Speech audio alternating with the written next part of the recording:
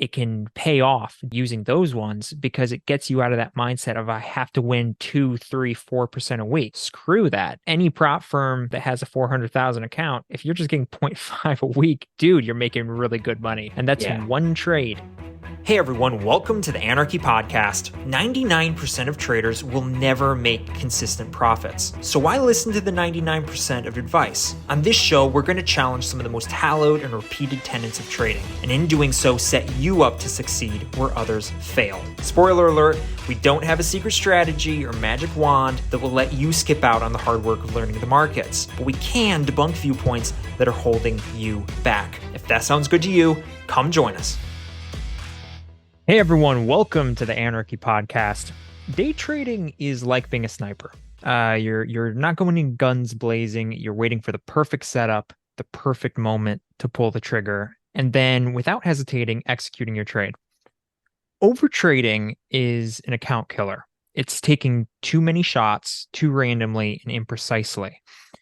Anybody who's ever day traded has experienced this. So how do you know if you're doing it? And more importantly, how can you stop it? Jordan, how you doing?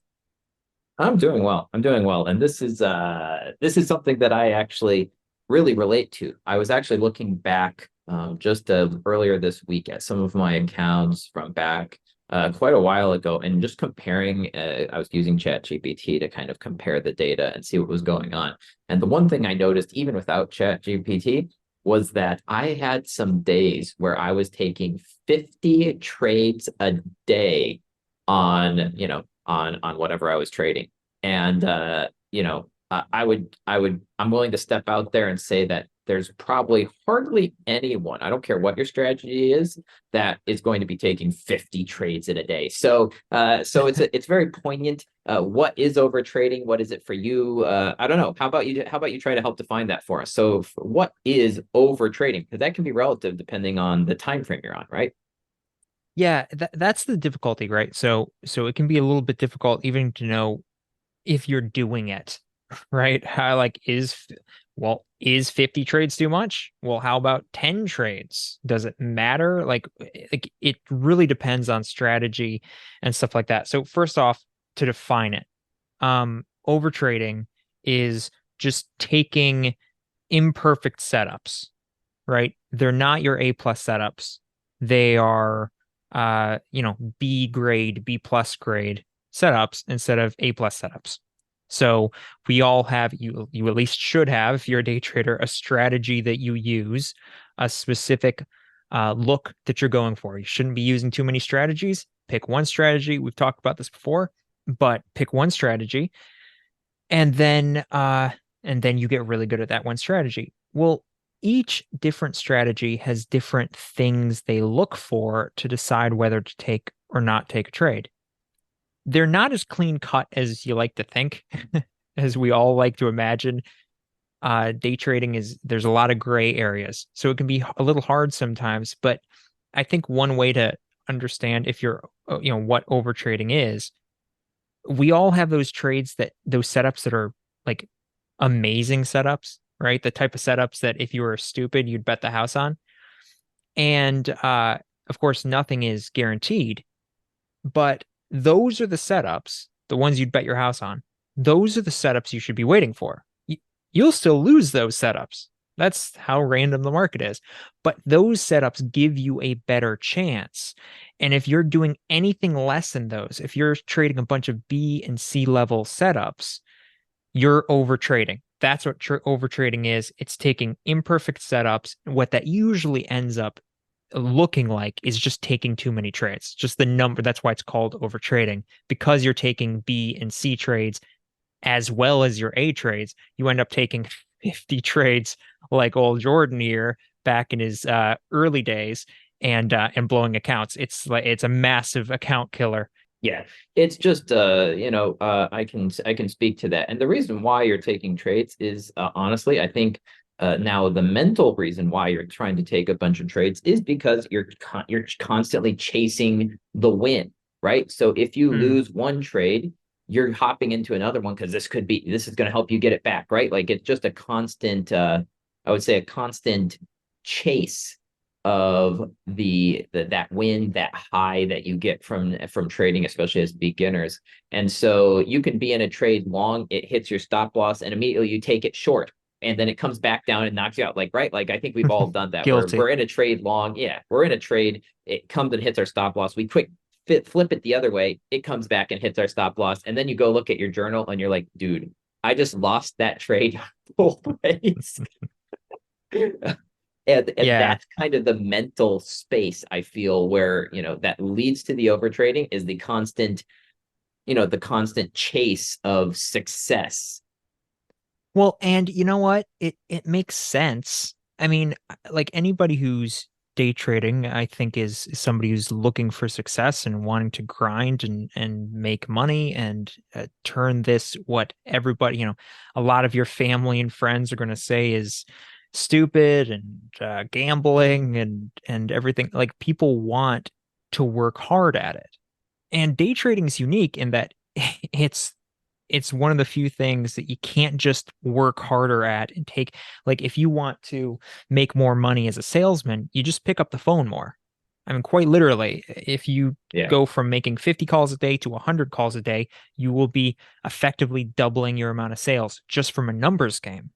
And so we all kind of have grown up knowing that. And hey, if you want to get more done, you do more. And so when it comes to day trading, that's kind of the mentality that you have to kill. And it's a really hard mentality to get rid of because you want to work hard. We're all hard workers who are listening to this podcast, I'm sure. That's why you're getting into day trading. It's not for the faint of heart. But hard work doesn't necessarily mean taking a ton of trades. To use a sports analogy, I mean, at least an American sport analogy, and there's probably other sports that are similar, but a baseball analogy, you can't swing at every ball that they throw across the plate. If you swing at every ball that is thrown across the plate, you'll lose. You have to swing at the balls that are good, that are coming in with your look, that are coming in across the plate. You can't be swinging at everything because you'll fail. So just doing more doesn't equal more money, and that's a really tough thing to get over.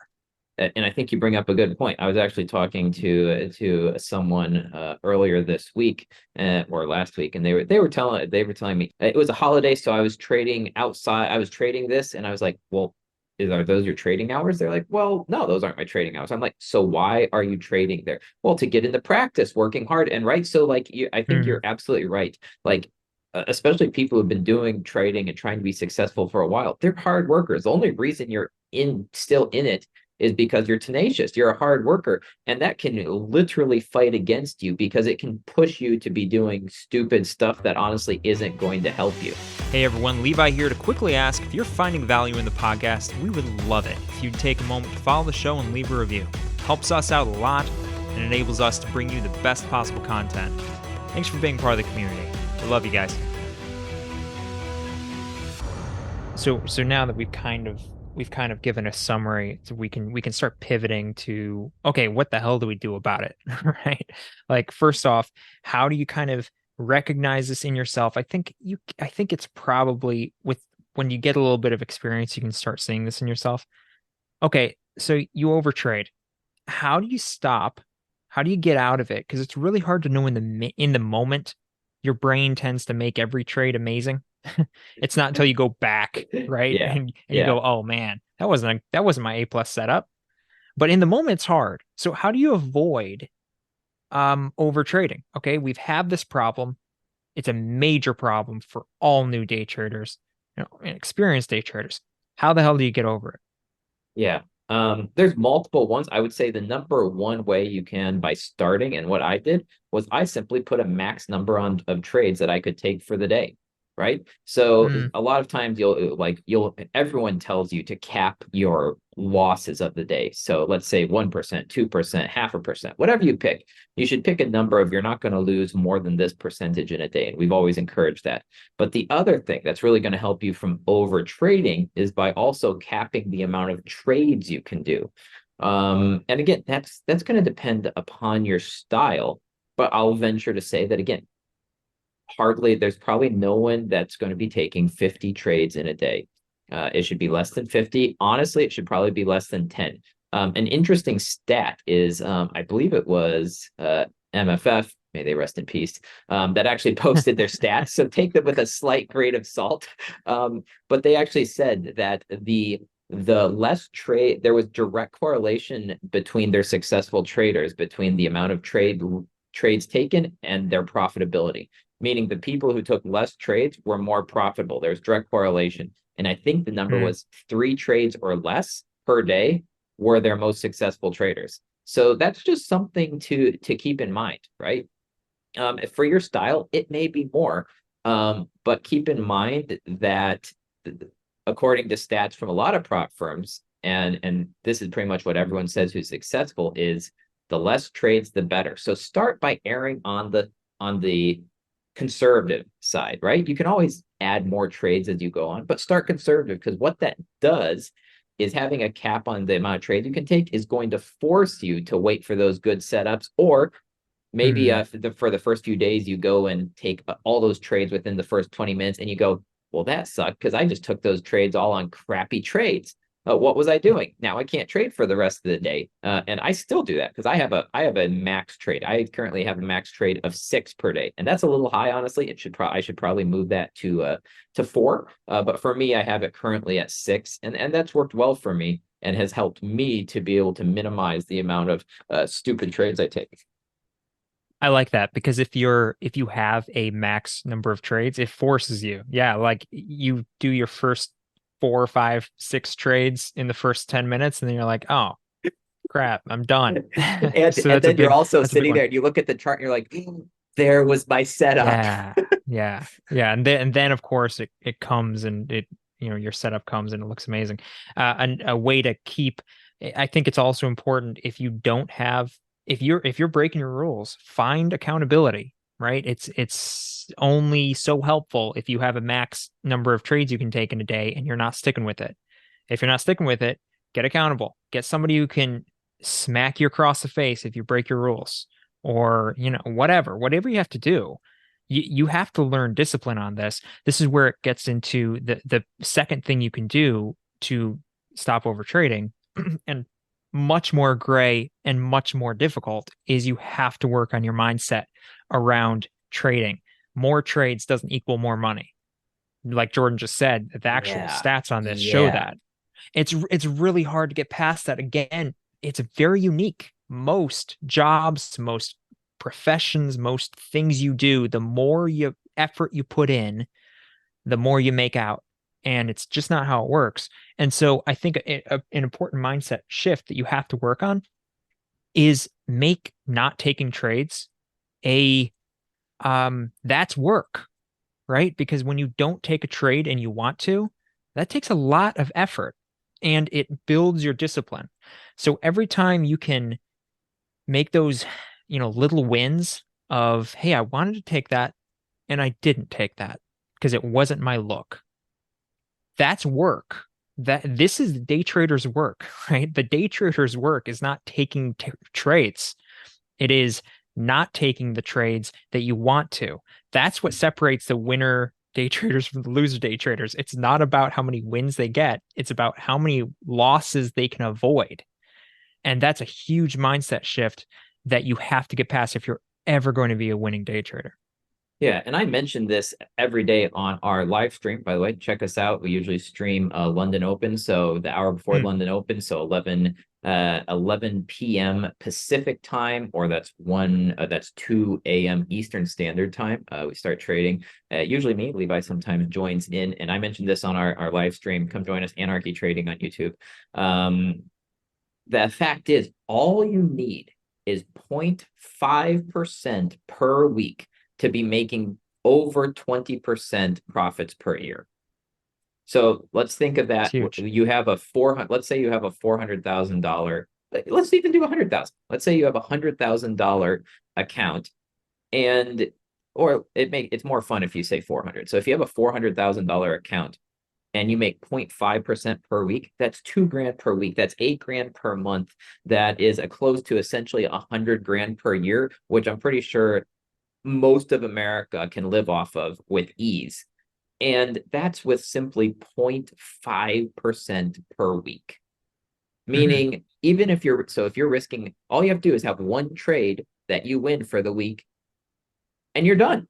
That's it. It only takes one trade. So the fact is that you're feeling like you have to trade every day and take a bunch of trades, well, it's a misnomer. If you have something that you can get, if you start to know your look and you go, okay, I know with certain with a I have a good edge on this, and you only see that look once or twice a week, that's all you need to be making great money. Yeah. Yeah. And that's one thing that prop firms can get people screwed in the head about Well, because and a that's lot of them that's what have, they're trying to do because they're trying to make money yeah, off you. yeah, they're trying to make money off you. And so they're trying to make you desperate. And this is one thing, like we say prop firms are a good idea for beginners, but they're a good idea because they give you, um, what's the word I'm looking for? Exposure or to Yeah, to trading with risk or yeah, they give you exposure to trading with real consequences. And but what they can really screw you up on, and you have to be really, really careful. And sometimes it's worth paying the money for the prop firms that don't have time for time frames on it. So they give you just go until you're out, go until you either win or you lose. It can pay off using those ones because it gets you out of that mindset of I have to win 2, 3, 4% a week. Screw that. Like you said, any prop firm, that has a 400,000 account, if you're just getting zero point 0.5 a week, dude, you're making really good money. And that's yeah. one trade. One trade, like I risk 0.5% every time I take a trade. Well, that's one trade a week.